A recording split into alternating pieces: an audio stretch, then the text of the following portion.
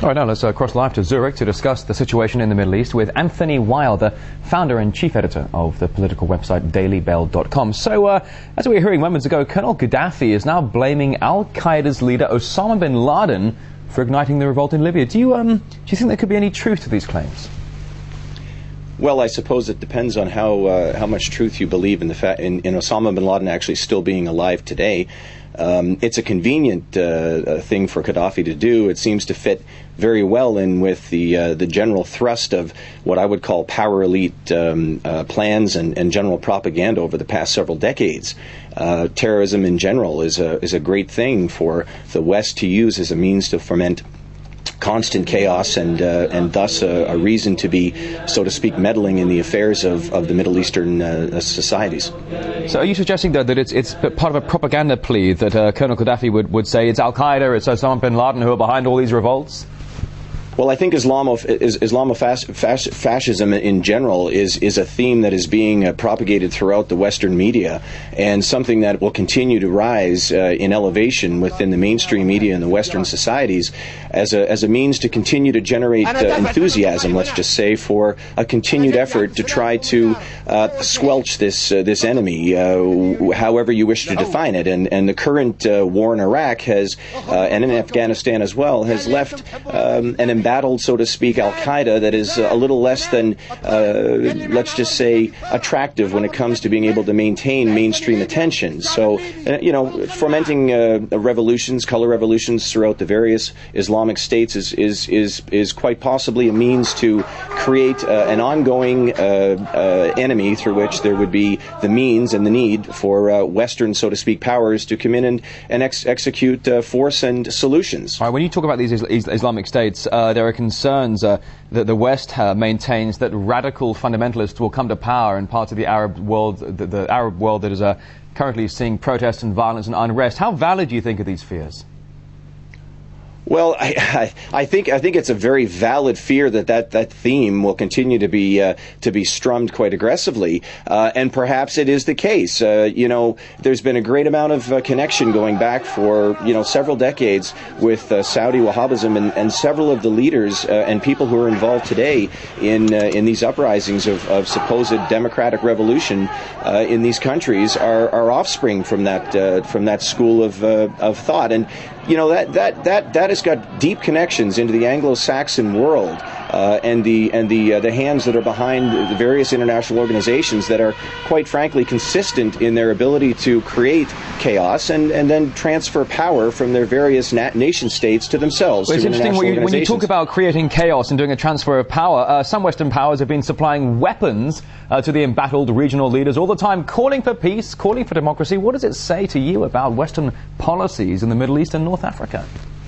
It says that the playbook is stale and old. It's the same policies and the same playbook that was used, for example, and trotted in the 1930s and 40s throughout Europe. I mean, we had both sides of the battle being funded by similar industrial interests and monetary interests, and I don't think much has changed here today. The power structures that exist for mainstream control require chaos through which fermented solutions can be delivered by the powers that be. So I don't think it's a new play at all. I think it's just a continuation, and quite frankly, an embarrassingly boring continuation to watch in this internet age, because we're able to, quite frankly, dissect these memes, I think, with much greater accuracy and the ability for people throughout the world, the Mideast included, to be able to tune into various internet-based sites and be able to find out exactly what the heck has been going on. And it's, quite frankly, an old play. All right, let's talk about the oil-rich Colonel Gaddafi. Been in power for, 30, 40 years now, reportedly worth $70 billion in banks around the world. If and when he's toppled, will the Western power, who's all the while crying for democracy, then be in charge of his big fat checkbook?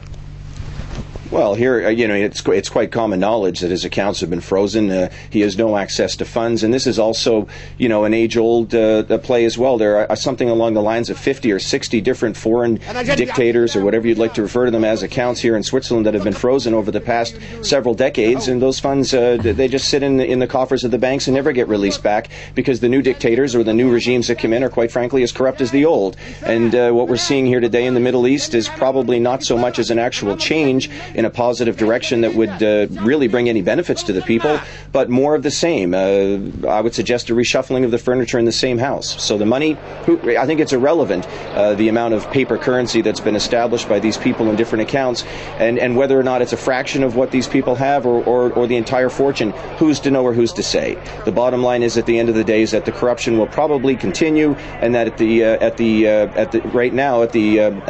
for the lack of benefit for the people of the Middle East, who are engaged in a revolution that probably doesn't have a great deal of real substance underneath of it. Now, when we talk about revolutions happening in the Middle East, in Northern Africa, do you think democracy can actually work in that region? If you look at Iraq, for example, invaded by the US in 2003, 8 years on, thousands in the streets protesting the government. Can a Western-style democracy work in that region?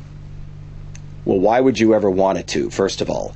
Western-style democracy in its current state is far from what I would consider to be something that we should want in any of these countries. I think if there's going to be democracy, it should be democracy with a real change, and a change that reflects democracy that actually benefits the people.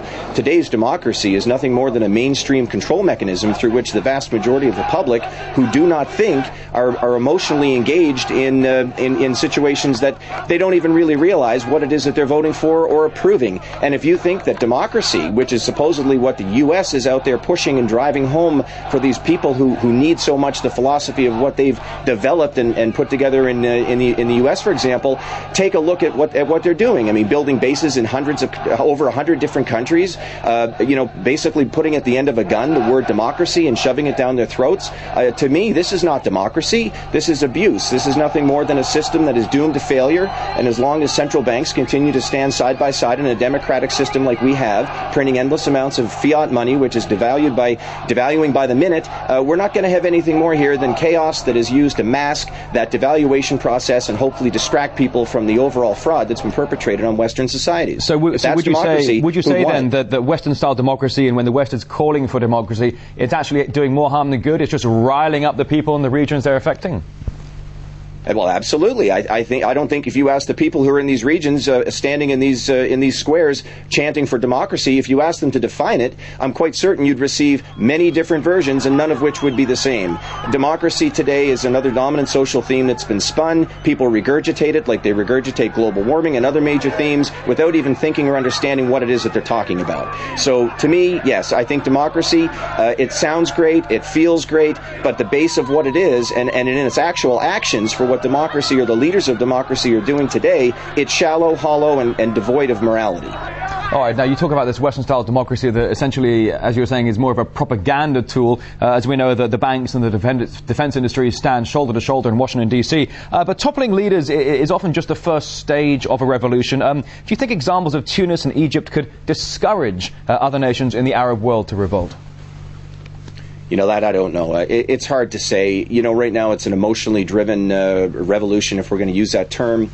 I don't necessarily think it's going to stop here. I think that it will continue. I think it's in the best interests of the elite who control the international organizations to see that we do have nation states in which there is chaos and more continued uncertainty, so that a global solution, which would naturally be provided by these wonderful international organizations, could be adopted. And that is all part of the stride, in my opinion, towards a one world order system of governance, as well as monetary and financial control that revolves around, that has for several years, several decades, past that, back to the point of the Civil War in America as an example of intrusion and Anglo-Saxon, so to speak, dominance, creating the conflicts themselves for which they come through the other side and try to provide solutions.